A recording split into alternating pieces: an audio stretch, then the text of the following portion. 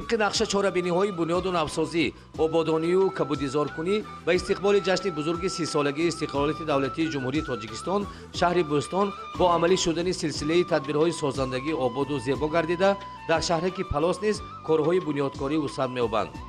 تشکیل و برقرار نمودن انفراساختاری شهرک، بنیاد و نوسازی مؤسسه‌های مأموری اجتماعی، کار و خدمترسانی، فرهنگی و ورزشی از سمت‌های مهم بنیادکاری و آبادانی بوده، با اقدام مقامات اجرایی حاکمیت دولتی ولایت سوخت، منفرش اساسی راه 3 کوچه مرکزی آغاز آبادی راه‌های شهرک محسوب می‌یابد.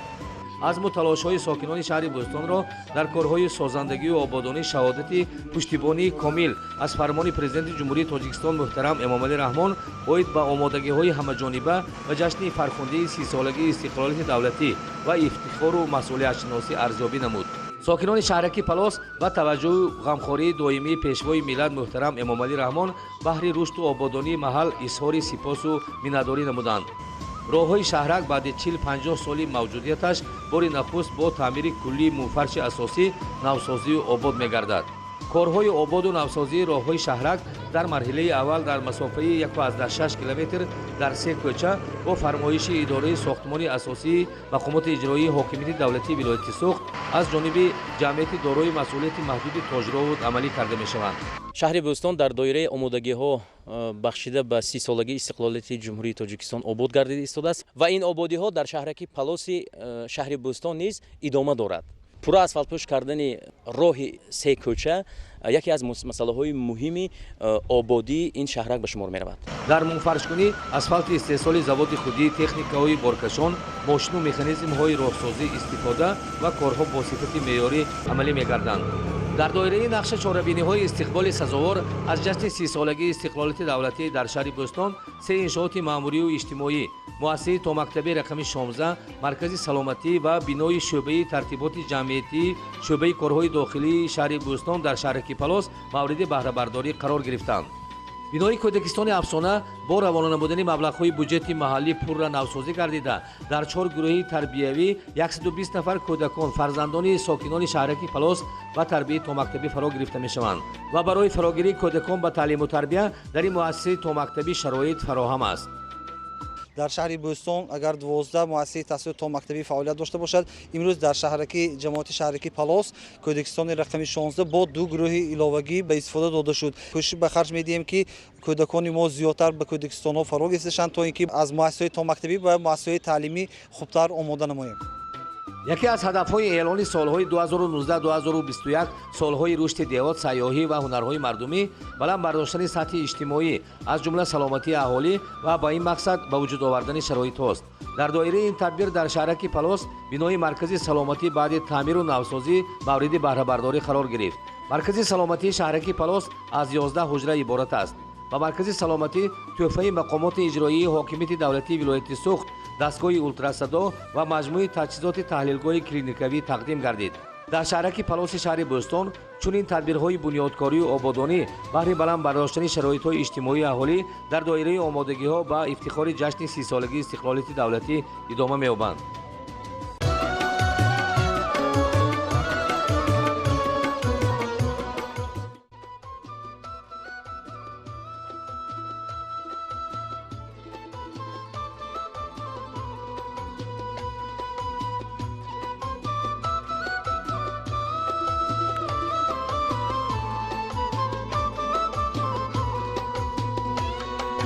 باغداری یکی از ساحه‌های اساسی اقتصادیات ناحیه‌های کوهستان به شمار رفته. میدان باغ‌ها در ناحیه‌های رشت، تاجیک‌آباد، لفت، نورآباد و سنگور بیش از 7545 گکتار را تشکیل نموده استحصال میوه به 30,000 تن رسیده است. از روی برنامه رشد ساحه باغداری تا سال 2020 در ناحیه‌های ذکر گردیده 780 گکتار باغ‌های نو بنیاد خواهند شد. ناحیه‌های کوهستان چون مکان سیب‌های خوش‌صفت به شمار رفته، باغداران ده‌ها نمود استحصال سیب و ناب، مرود و نشپاتی را پرورش نموده. همه ساله در بازارهای جمهوری و خارجی کشور میوه‌های منطقه خریداران زیادی دارند. باغداری اساس زندگی مردم کوهستان بوده. در صورت عاقلانه استفاده نمودن زمین‌های بیکار خوابیده در سال‌های پیش آمد می‌توان به استحصال میوه‌های صادراتی نائل شد. зеро меваҳои кӯҳистон аз ҷиҳати таъму сифат дар қиёс ба дигар минтақаҳо то андозае беҳтару хубтар мебошад. аз ҳама зиёд майдони боғҳои мевадиҳанда ба хоҷагидорони ноҳияи Рашт рост меояд. аз рӯи маълумот дар ҳамаи шаклҳои хоҷагидорӣ масоҳати боғҳо қариб 5000 гектарро ташкил медиҳад. ин аст ки марҳила ба марҳила истеҳсоли мева афзуда танҳо соли гузашта боғдорон қариб 20 000 тонна меваҳои хушсифат истеҳсол карданд. боғдорони ноҳияи Рашт дар ҷодаи парваришу истеҳсоли меваҳои хушсифат таҷрибаи бой дошта бо мақсади рушди соҳаи боғдорӣ 8 хоҷагии ниҳолпарварӣ амал карда истодааст. бо мақсади рушди соҳа давоми солҳои 2018-2019 аҳли заҳмати хоҷагиҳои боғдорӣ дар майдони зиёда аз 220 гектар боғҳои нав бунёд намуда, ин рақам то соли 2020 ба 400 гектар расонида мешавад ки бештари масоҳати боғҳо ба хоҷагиҳои деҳқонӣ рост меояд. майдони боғҳои хоҷагии деҳқонии Наимӣ дар масоҳати қариб 12 гектар доман паҳн карда ҳамасола боғдорон аз истеҳсоли меваҳои хушсифат даромади зиёде мегиранд. инак соли ҷорӣ бо мусоид омадани боду ҳаво ва ғизодиҳии саривақтӣ аҳли заҳмат аз майдони боғе дар ихтиёрашон буда ҳосили фаровони меваро интизор ҳастанд. соҳаи боғдорӣ яке аз соҳаи сердаромад ба ҳисоб меравад. дар хоҷагии мо зиёда аз 10 гектар боғи нав вуҷуд дорад ва хушбахтона мо аллакай қариб 20 тонна себу ноки пешпазак ба бозорҳои шаҳру ноҳия ворид намудем ва ҳаракат дорем ки аз ҳар як гектар боғ 150 то 180 центнери меваи хуб ба даст орем.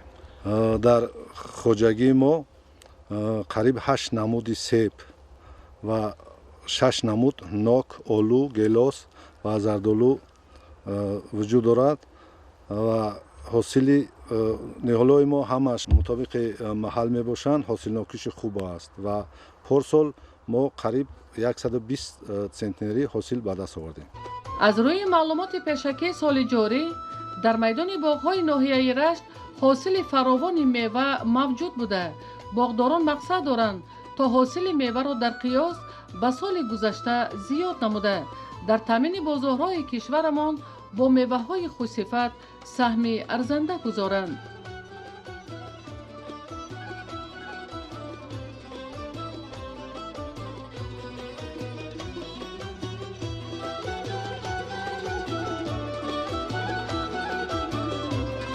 иқлими ноҳияи Нуробод низ барои рушди соҳаи боғдорӣ хеле ҳам созгор буда.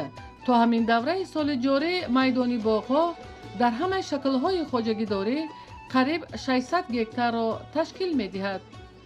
мардуми ноҳияи Нуробод боғдориро чун асоси пешрафти зиндагии худ маънидод карда баҳри афзоиши майдони боғу истеҳсоли мева тадбирҳои заруриро роҳандозӣ мекунанд то марҳила ба марҳила ба пешрафти соҳа ноил шаванд. ба гуфти боғбонони соҳибтаҷрибаи деҳаи сариқоши ҷамоати деҳоти Хумдон, солҳо боз маҳз боғдорӣ хонаводаи онҳоро ҳам мехӯронаду ҳам мепӯшонад, зеро ҳамасола аз ин соҳа даромади зиёде мегиранд.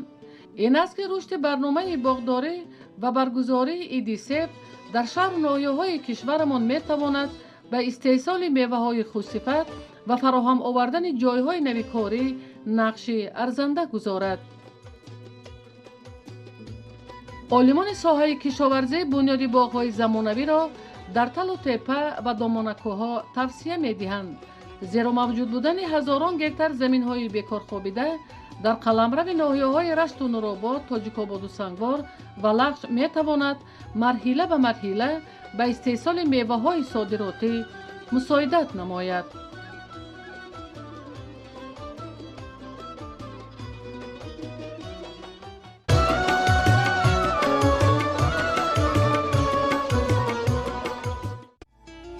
шаҳристон ноҳияи кишоварзии тоҷикистон буда иқлими он барои парвариши себ мутобиқат мекунад. дар солҳои охир мувофиқи афзалиятҳои барномаи рушди соҳаи кишоварзӣ хоҷагиҳои калонҳаҷми ноҳияи шаҳристон аз нав таҷдид гардида, дар асоси он хоҷагиҳои хурди инфиродӣ ва оилавӣ таъсис ёфта истодаанд. дар ноҳия 2333 адад хоҷагии деҳқонии майдаву калон вуҷуд дошта, аз он 14 ададашро кооперативҳои тиҷоратӣ, 2 адад хоҷагии давлатӣ, 1 адад ниҳолпарварӣ ва боқимондаро хоҷагиҳои инфиродӣ ташкил медиҳанд. бештари заминҳо дар ноҳияи шаҳристон барои бунёди боғот ҷудо карданд ки он 874 гектарро ташкил медиҳад ва аз он 675 гектараш аллакай мевадиҳанда мебошад. мардуми ноҳияи шаҳристон кишоварз буда ҳар сол қариби ки 1 гектар боғи ҳосилдеҳ 40-50 тонна себ мегиранд.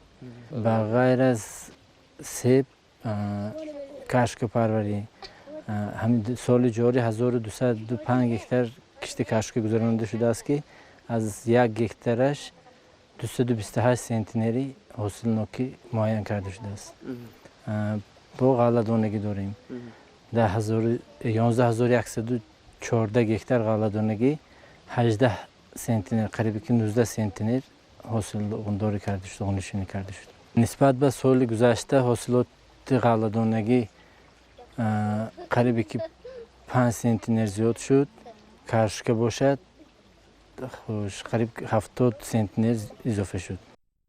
аз деҳқони асиле ки дар назди хонааш боғи себро ташкил намуда онро хоҷагии деҳқонии фермерии даврон унвон кардааст, Раҳимқул Ҳотамов мебошад ки бештари умри худро ба парвариши нигоҳубини ниҳоли себ сарф карда, имрӯз ин боғи ташкил намудаш як биштеро мемонад. ин боғбон аслан кӯшиш кардааст дар боғи назди ҳавлии худ дарахтони мевадор шинонад.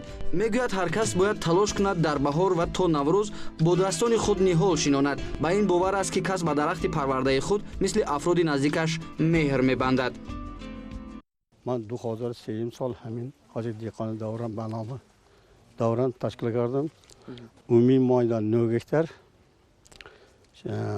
2 گکتر زمین آب، همین زمین 2 گکتر 1 گکتر 40 سوتیکی نخال سیب و قسم ناک 6 گکترش لالمه 1 گکتر چراگاه 2006 سال 3 سال و همین 1000 تا نخال آورده شناندم.